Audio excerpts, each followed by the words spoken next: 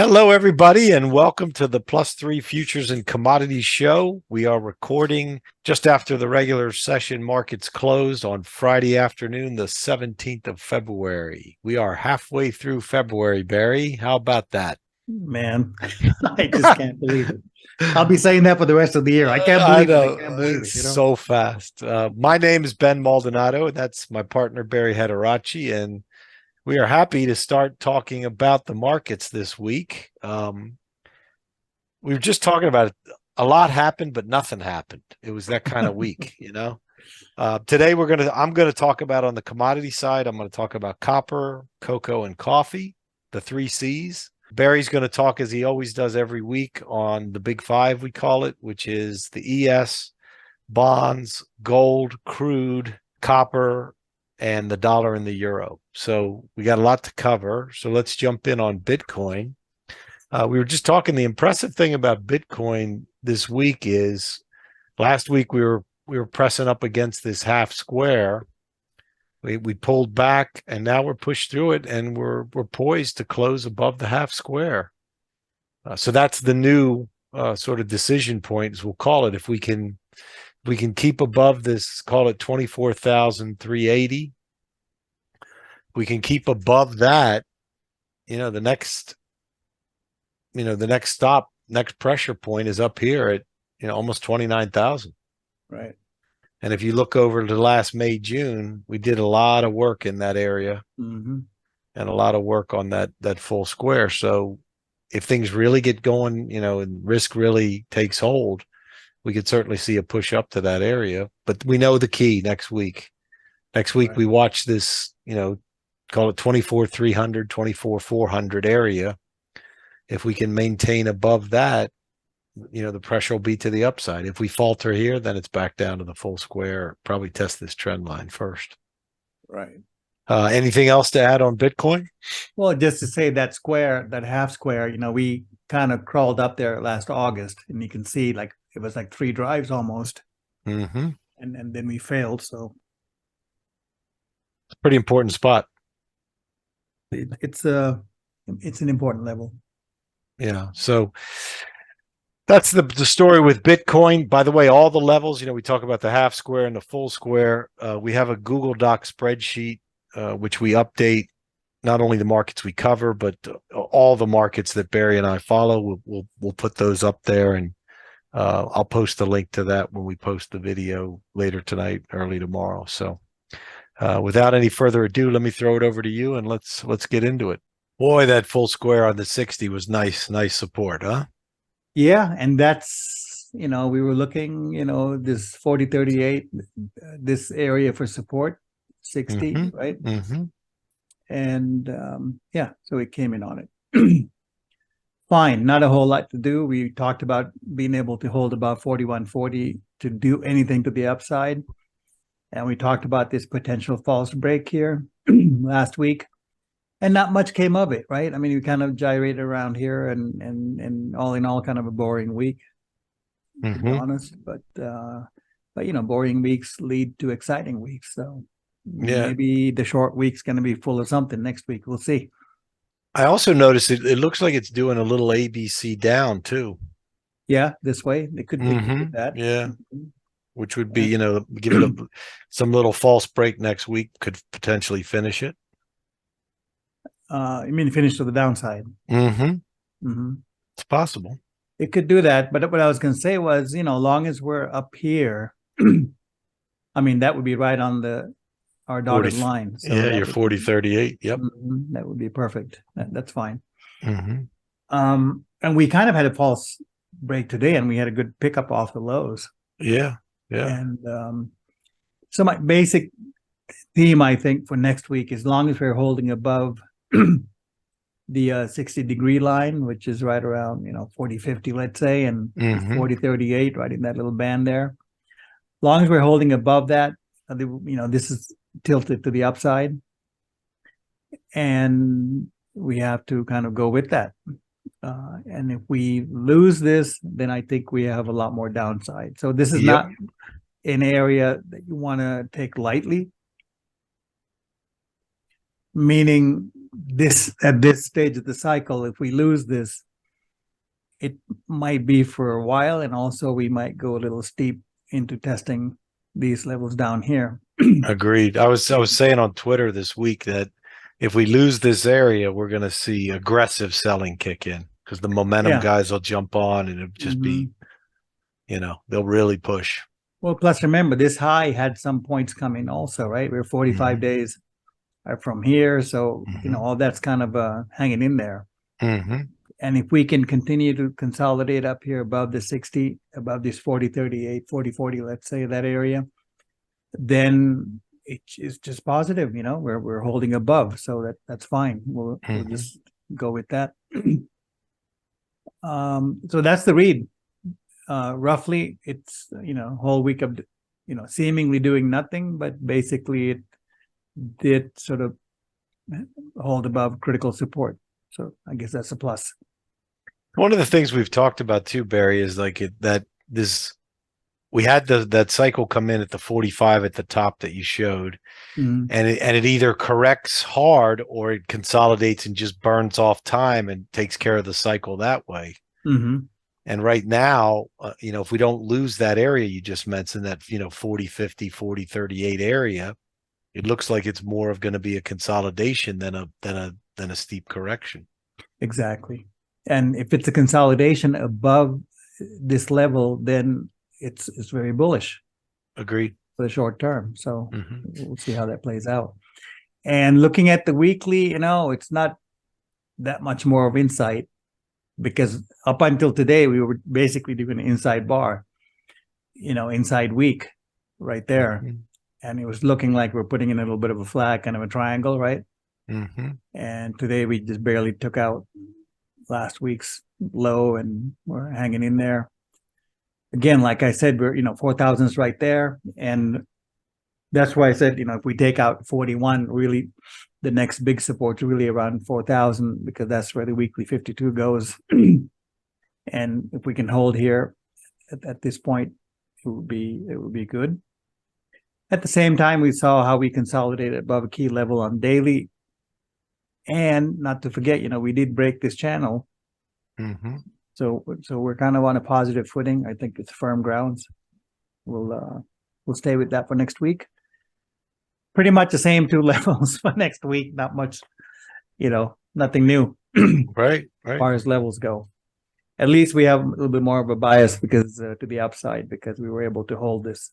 As long as this is held come Tuesday, Wednesday, I think it opens up another test of this upper range, right? All right, moving on to bonds. Bonds had a good week. It was a nice follow through.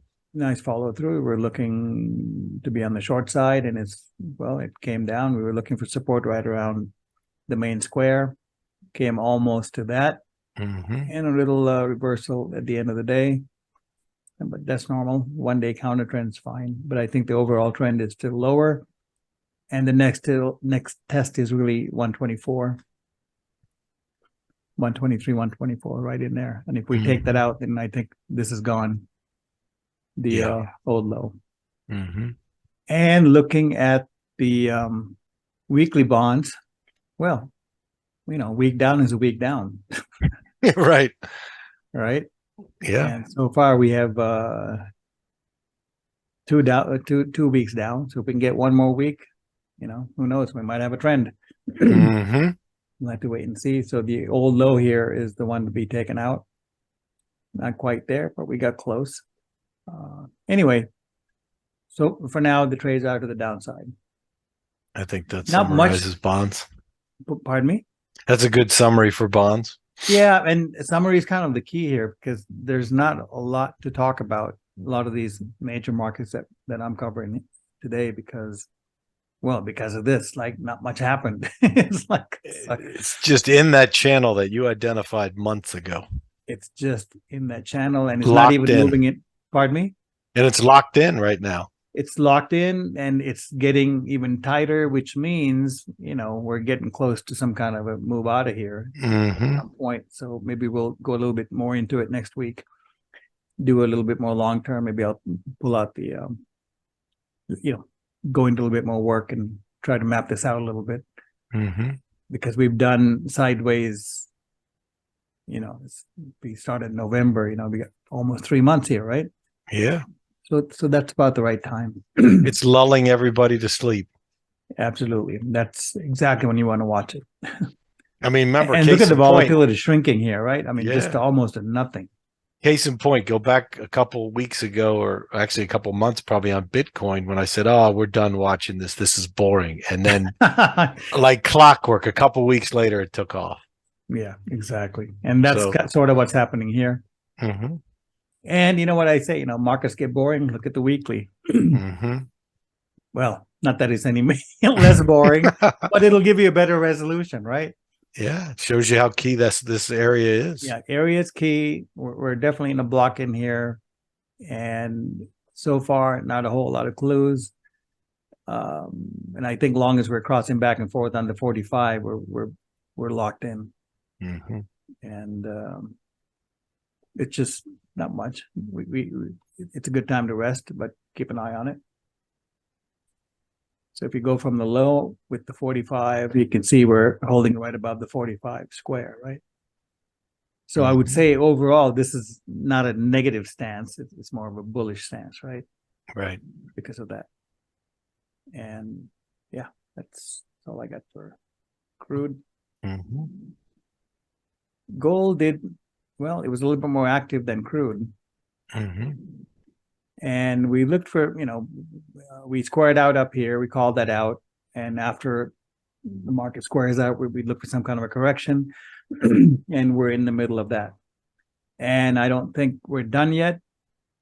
The next support is the half square, 1814, maybe 1800 at $15 range right here would be the next.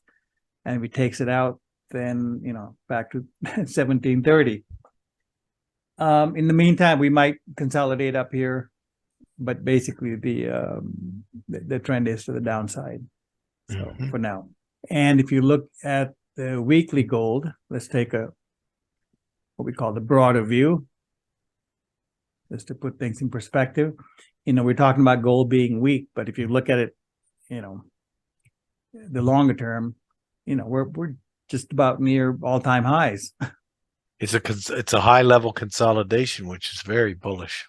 Yeah, it's as long as we're above the 16, let's say 1700, 1650 to 1700, this block here. Mm-hmm. Let me draw that out. Right there. Well, it's positive, and it's a really good support. That's what I can say. Mm-hmm. And if you look here, you can see how this idea of breaking out of the square, consolidating on the positive side, right, before taking off. There's a good example of that. Mm-hmm. But for now, we're below the block here. We're below 1881, definitely below 1919. So I'm expecting further weakness.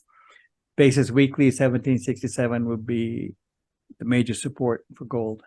And moving on to copper, still kind of in consolidation mode. We have a little bit of an expanding triangle, kind of a pattern forming here. So it's possible that you're going to cover that today, right? Yeah, I think we're going to have a positive move here soon. Yeah, well, it's definitely expanding, right? I think it's easy to see it's starting to expand. Even the bars are, we consolidated, now it's starting to expand. And we're making higher lows. I mean, the support that we came down to is, were these old highs. Mm-hmm. We came right up to it. And if you go back and look, if you look at the crosshair and go back, we sat up here all this time, back in March of 2021 was right in that same area. And all the other work is above that level. So it's definitely not in a negative spot by any means. Mm-hmm. Major support is about 385. So anything above that is fair game, and you can probably take the upside trades. Mm-hmm.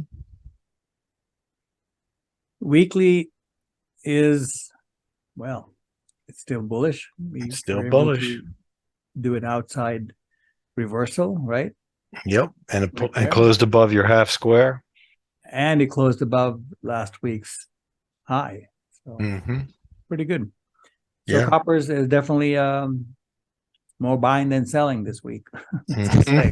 Yeah. And the angle is steep. You know, this is not a this. If you look at the fork, this is not a joke. It's angled very steep, so copper could definitely run if push comes to shove. And again, copper is also messing around at close to all-time highs, right? I mean, look, we're right there. Not down here.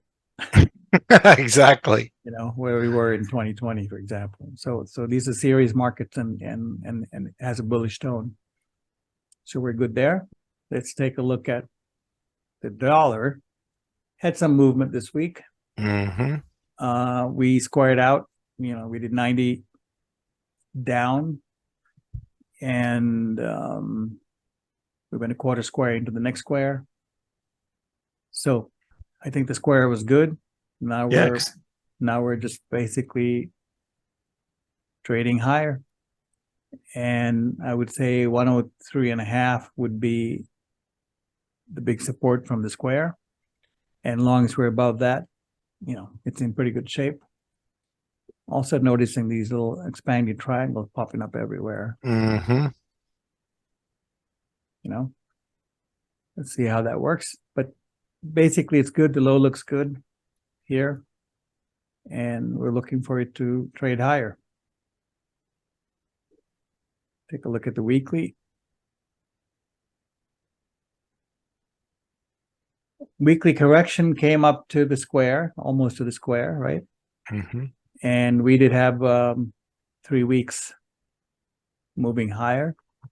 So it's possible that we take a little bit of a rest or maybe a little counter trend for moving higher before continuing.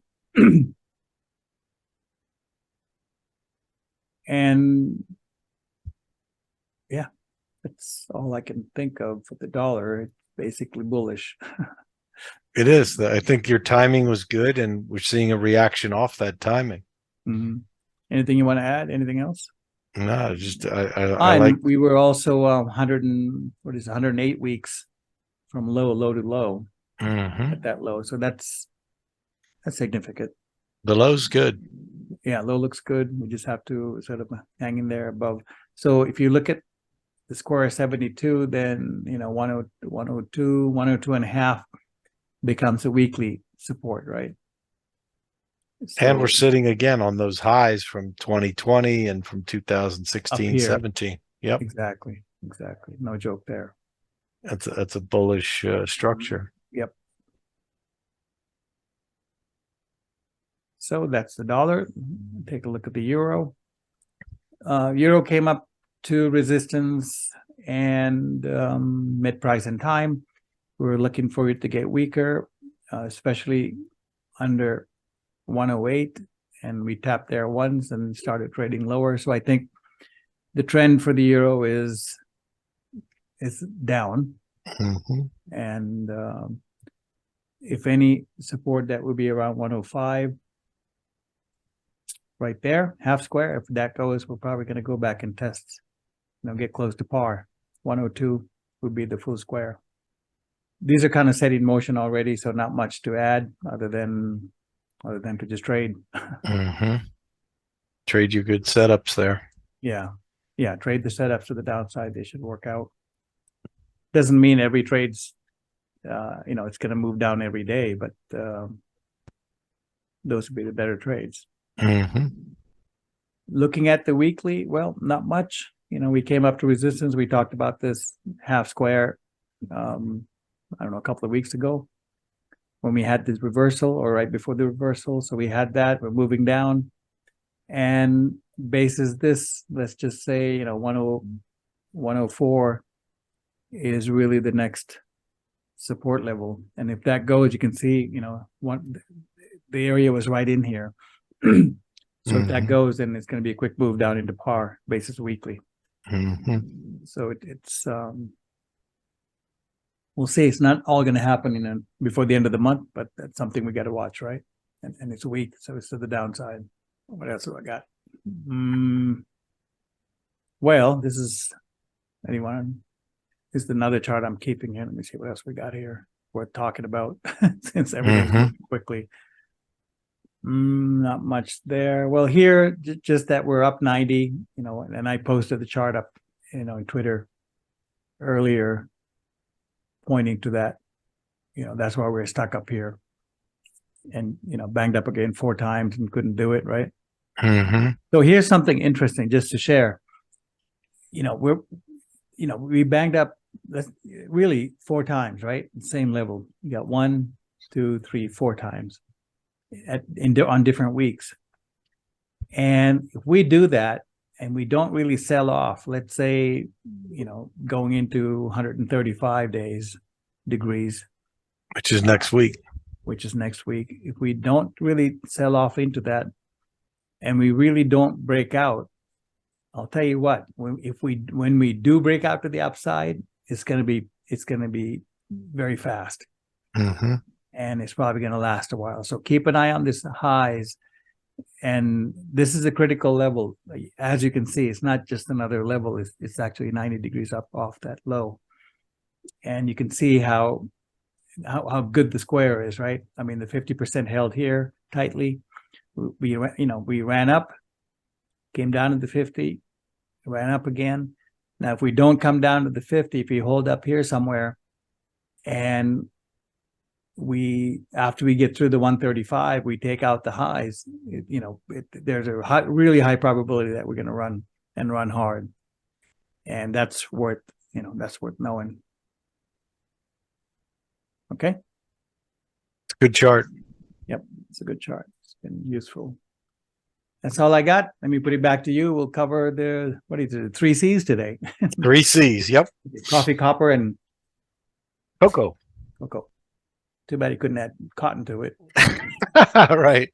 Which we shouldn't really forget, because it's, cotton is sort of exploring the lower end of that consolidation. So, if it could easily false break and then whip around. So we got to watch all these. You're watching them every week. Right. I wanted to just briefly touch on some of the things that we're not going to cover, and then we'll jump into the ones we are. Right. The grains, they're all just sort of, they're doing what a lot of the commodities are doing that aren't like set up to run. It's just, they're just in a sideways sort of bullish consolidation and sideways action right now, where we could get another push lower, like happened in cotton and we saw in sugar, right. Or we could continue to just grind sideways like we're seeing in crude oil. That's the grains. Gold and silver, you covered those are correcting, bullish corrections, but they're still in correcting mode.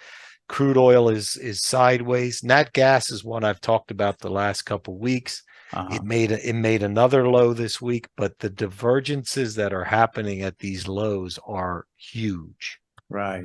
And it's just all we got to do, and what I've been telling the followers on Twitter is be patient, wait for the 4-hour setup.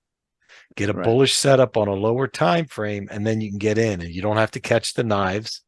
Because if you've tried to catch the knives since we've been talking about it, you're down to just a couple fingers, because it keeps making lower lows. Right. So, and the setup is we want to see a higher low and a higher high on a 4-hour or a lower than a daily time frame.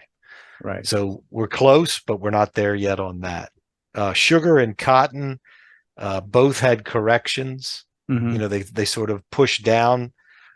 Still in bullish mode, still waiting for a proper setup to jump on them. But in terms of the majority of the commodities, they're just not ready to jump in yet. Right. Let me start with well, let me put it back to you. I got the screen so far, so okay. We'll do that.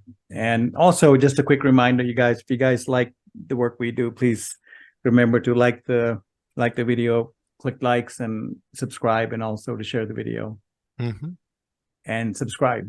All right, thanks. And let me put it back to you. Well, Ben, the trend line got taken out. Trend line got taken out today, But it is a And steep trend line. it's pretty Granted, steep. right? And again, just like we looked at in the S&P when you were looking at the ES, Mhm. we could be doing this, which would not be super bearish. Bring us Yep. down, these highs here. Perfect support Yeah. structurally. So Yeah. yeah. So the key level again is going to be this half square, just like it was last week when we closed below it, like we did today, that 12,500 area. The pressures to the downside. Do we complete the ABCD? Do we come down and actually test the full square? Those are all on the table. As soon as we get back above this, the pressure reverses and it becomes on, to the upside. Right. And the upside would be, a new high for this leg and, 13,100 roughly. But this again, after this, after we had the square and the timing here, this is not a super bearish structure. It's a pretty sort of benign correction. Now, could it get aggressive? Could the selling really kick in? Yeah. You break this, you're going to see a lot of selling. Mhm. As long as that holds, maybe we just chop around here before we, push up again for the next leg higher. But we'll have to, we'll let price tell us, based upon these markers that we have. Mhm. The half square here and the full square here will be our markers. Anything else catch your eye here you want to add? Well, the pattern's similar, so we'll just, I mean, the major support is at the full square, obviously. So, and I think getting above that half square should be a little bit of an alert, that definitely shifts the sentiment to the positive. So Agreed. All right, let's jump into the 3 C's for the commodities for this week. Let's start off with copper. And there it is. Here's the reason why Barry did a really good review of copper and, showed you the reasons why it's bullish with the structure here on this pullback. The thing that kicked in for me is we closed above this half square.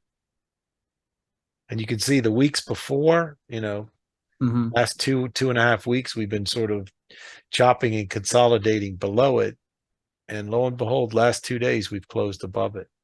right. So this is the key level for me. Call it 409. As long as we're above that, it's bullish, and we can test this full square up above at around 433. If we close below it, and we're either going to chop and do more of this garbage, or we're going to come down and actually test the full square. Right. And Which is around 3.8. Yeah. 386. Yeah. 386. But we know the level, right? This is the key level for the coming week. Above it, it's bullish. Below it, we're either going to correct more or we're going to chop. Watch copper. Watch that 409 level. As long as we're above that, don't be surprised to see us push higher on copper. Let's go to two other ones that we've been triangulating and following here for weeks now. And cocoa had a really nice week. Yeah. We were talking about cocoa last week in here, saying, we're waiting, but there are positive signs.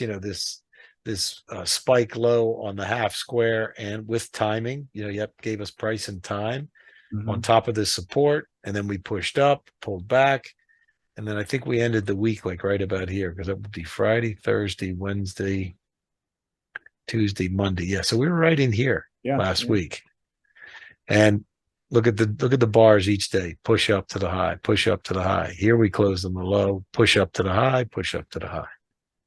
And the key thing is we broke out above the full square. Exactly. As long as we're above that full square, we're in a bullish position.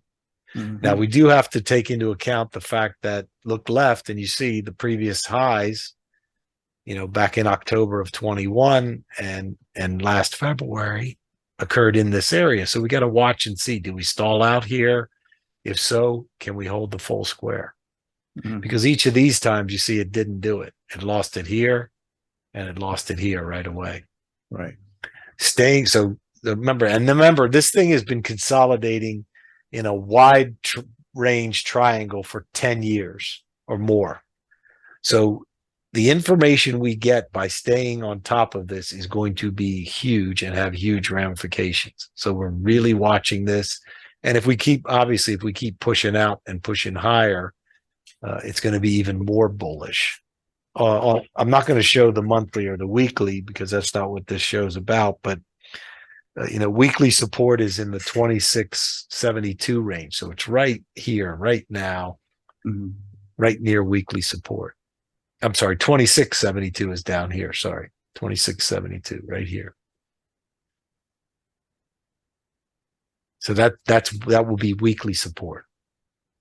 So as long as the pullback holds this full square and we can give it some leeway to roughly an eighth on a bigger time frame, we're still in good shape. So this chart is shaping up. It's been consolidating, as I said, in a wide triangle for 10 plus years. So the breakout from here should be massive. Right. And we want to get involved. Anything else you want to add on cocoa? Well, given the size of the consolidation, I think definitely keep an eye on it, especially the next pullback, and we've been going up for about 6 months, Yeah. Steady, boring climb, right? Nobody's interested, just pushing up, pulling back, pushing up, pulling back. So it's a solid run. Yeah. So let's see how it plays out this week. But this price action we saw for the last 3 days is really, really encouraging for the bulls there. All right, let's go to the last one we've got, coffee. Now, this was one of those crazy ones where at the bottom I was saying, okay, we got to watch this thing. We got to watch this thing. And look at the price action we've seen, right? Yeah. We had this really nice push, 6, 7, 8 days in a row with this thing pushed up. And then look at how muted the pullback was. Nice consolidation. Yep. We had a consolidation, high-level consolidation on top of the square and on top of this entire structure. It's bullish. And then today we get the breakout. Right. Took out this high today, closed above that high. This directionally looks up. Yep. We caught the low, and now we're getting confirmation that this was the low. And we've got good structure and good price action. Broke the downtrend line from August, September. Right. The next test is going to be here at the half square, around 193. Right. Key support, 174. And that's your full square. Full square looks like really the support, Yeah. Yep. Up above. Oh, up here? 212, 213, or whatever that. Yeah. Yeah. That's good. That's going to be a really important resistance level because look at all this overhead that we ran into. Could we run up to there and then have to do a bigger correction and more consolidation and burn off time? Absolutely. But it's a nice run from here. Exactly. So coffee looks good. Yep. And as we described before at the end of Barry segments, the rest of the commodities are all either chopping or correcting. So it's keep your powder dry and look for the setups like we're finding in cocoa and coffee and copper. And in that way, you can put yourself in a position. I've been saying the market is like a smash and grab market now. You can't fall in love with the trade. You really gotta, when you get some profit, take it and protect capital. I mean, what do you do, Barry, in times of chop like this? How do you adjust your trading when you see chop like this? Well, if there's chop, I'm not trading. So that's really important. Well, the basic method, I mean, there's a few different flavors of it. Depends on the market. But, the safe way is to let the low come in and then you just trade the counter trends in the new direction, right? That would be the safe.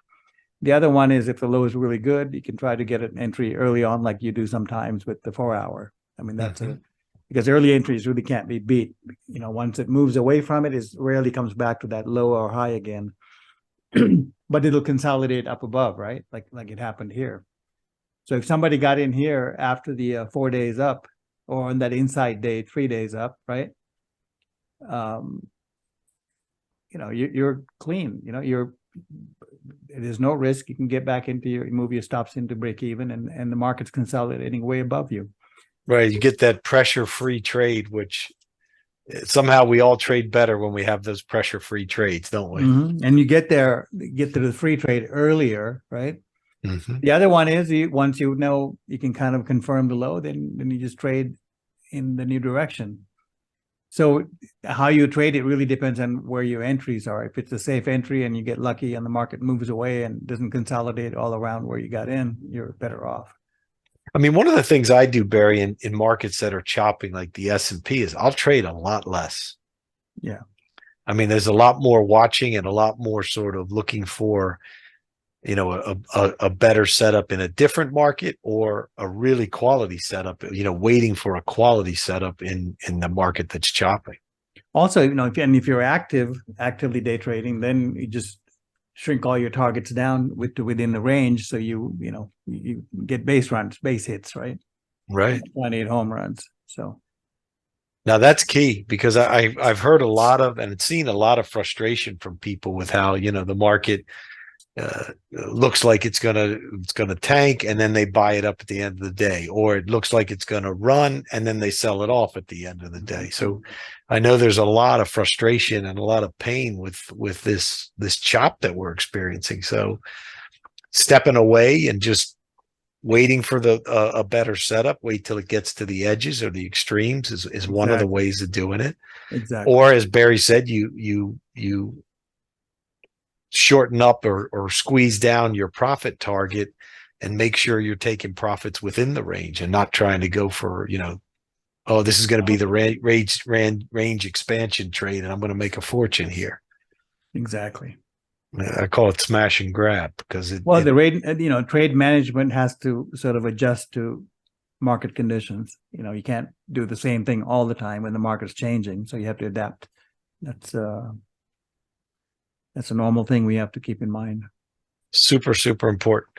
So what are you, give me the two things you're focusing on this week, Barry? What are you going to be watching? The two markets you think are most important for you this week?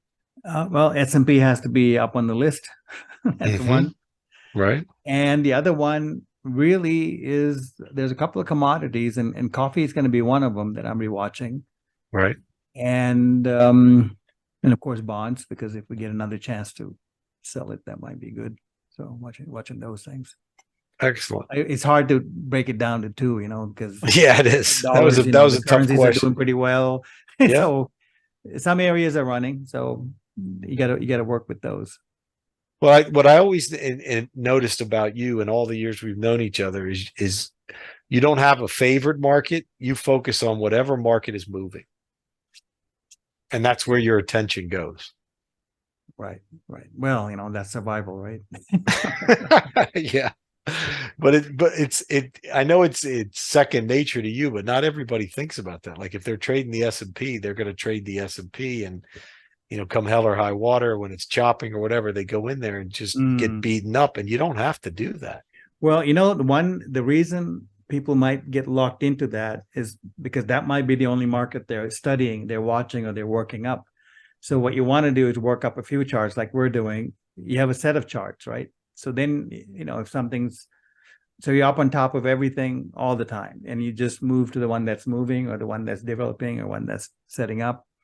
And then you need to have some kind of an entry method, right? Systematic entry, consistent entries. Sure. And so you look for those things to show up, and then you take the trade. So it's really about opportunities, not necessarily trying to prove anything with one market. Like I'm able to do this with Tesla or some stock or right S&P all the time, but you want to just be flexible to move around, and kind of like hunting. If you're hungry, you want to, you're open to anything. Right. That's right. So, but you don't want to force a trade. That's the key. No, never. But there's no reason. That's why you want to. So this goes back, right? If you're gonna have some discretion, just what you want to do is come up with a system, so the system will save you from jumping in on emotional trades. So you can't. I mean, that cuts off probably 70% of all the crazy trades people take, because you want a systematic entry. And if you have a systematic entry, then you also have some statistics to back it up. Okay, I can get 6 out of 10, 7 out of 10, 8 out of 10. These are my numbers. So then every time that pattern shows up, you take the trade. For example, when we know the market squares out and then we get the next setup going into the new cycle, we know those are highly probable. So you take those. Mm-hmm. And so I think that's the key here. The way to stay out of trouble is to have some rules or a system in place that's going to trigger the trade for you. So you don't have to sort of chase anything. You're just waiting for it to show up.